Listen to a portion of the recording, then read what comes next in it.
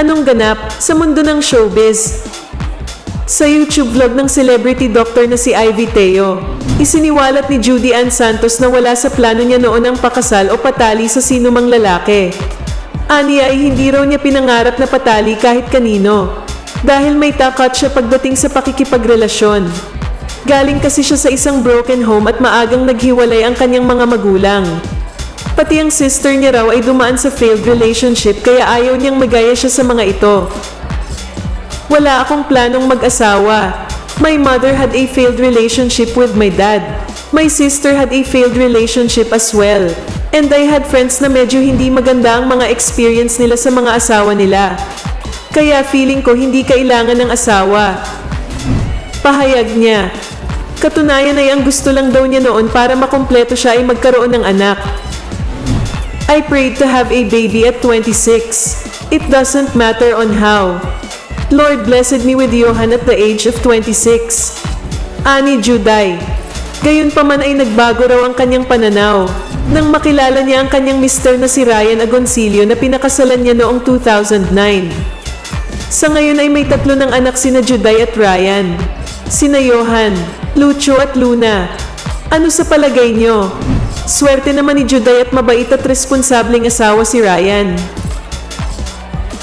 Kung bago ka pa lang sa channel ko, at kung gusto mo ng mga ganitong video, ay mag-subscribe ka na para maging updated ka sa mga bago kong ilalabas na video.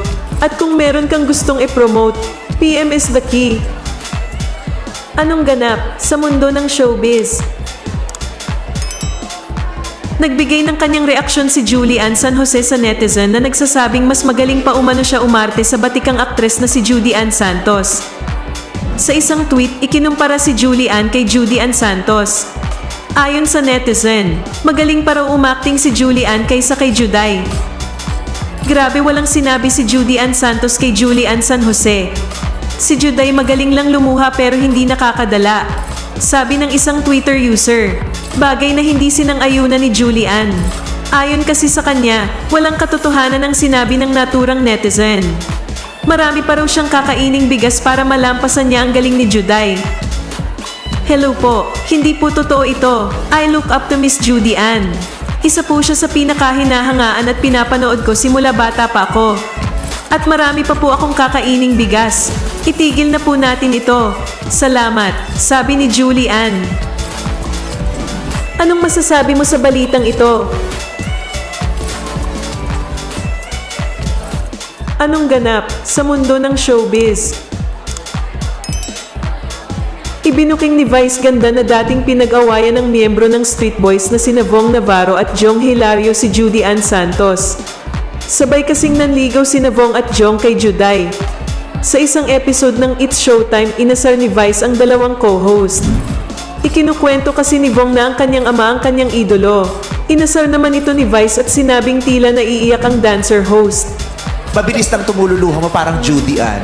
Ay, grabe. Judy Galing Ann. umarte ula. Oo, magaling umarte si Judy Ann. Ang ganda pa, kaya nga pinag-awayan niyo yung Jong dati. Wala sabihin! Totoo ba yan? Oo, pinag-awayan ng Street Boys. Ang nagwagi, si Wowie. Si Wowie ay ang long-time on-screen at ex-boyfriend ni Juday. Anong masasabi mo sa balitang ito? Anong ganap sa mundo ng showbiz? Bongga ang naging debut ni Johan, ang eldest daughter ni na Judy Ann Santos at Ryan Agoncillo.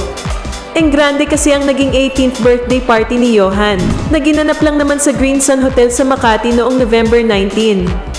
Sa video, makikitang very happy bilang ama si Ryan ngayong dalaga na ang kanilang panganay. Pinamalas din ni Ryan ang kanyang dance moves kasama si Johan.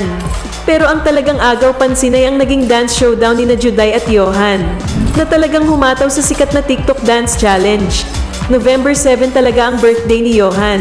Ngunit ngayon lang naganap ang debut party nito.